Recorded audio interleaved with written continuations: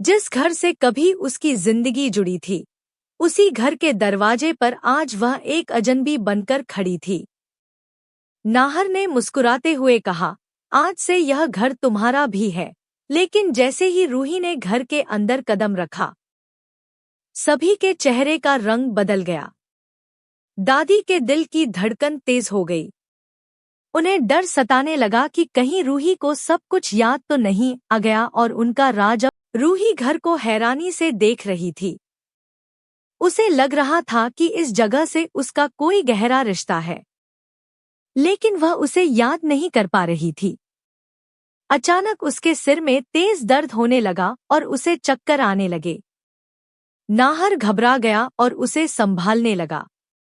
दूसरी तरफ दादी के चेहरे पर डर साफ दिखाई दे रहा था। लेकिन जब उन्हें पता चला कि रूही अपनी याददाश्त खो, दादी के मन में तुरंत एक नई साजिश जन्म लेने लगी।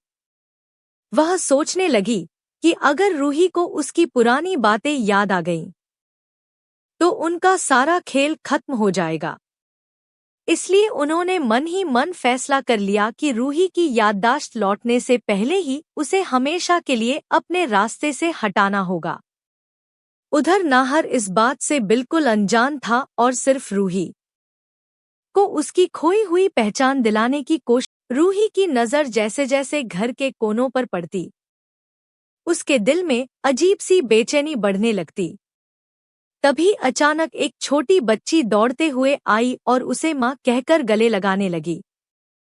यह सुनकर घर के सभी लोग हैरान रह गए। किसी को समझ नहीं आ रहा था कि आखिर यह रिश्ता क्या है। रूही भी उस बच्ची को देखकर भावुक हो गई, लेकिन उसके दिमाग में कुछ भी साफ नहीं हो रहा था। धीरे धीरे सबको एहसास होने लगा कि यह कोई साधारण बात नहीं है। नाहर समझ गया कि इस घर की हर चीज रूही की यादों से जुड़ी हुई है। शायद यही वजह थी कि वह उसे यहाँ लेकर आया था। लेकिन हर गुजरते पल के साथ खतरा भी बढ़ता जा रहा था, क्योंकि दादी नहीं चाहती थी कि रूही को उसका अतीत याद आए और उनके सारे झूठ दुनिया के सामने आ जाएं। अब सबसे बड़ा सवाल यही है कि क्या रूही अपने पुराने घर और अपने अपनों को देखकर सब कुछ याद कर पाएगी? क्या उसकी खोई हुई यादें वापस लौटेंगी या दादी की नई चाल उससे पहले ही उसकी जिंदगी को फिर अंधेरे में धकेल देगी? आने वाले पल तय करेंगे कि सच जीतता है या साजिश, क्योंकि कभी-कभी यादें खो जाती हैं, लेकिन रिश्तों की आवाज़ दिल तक पहुंच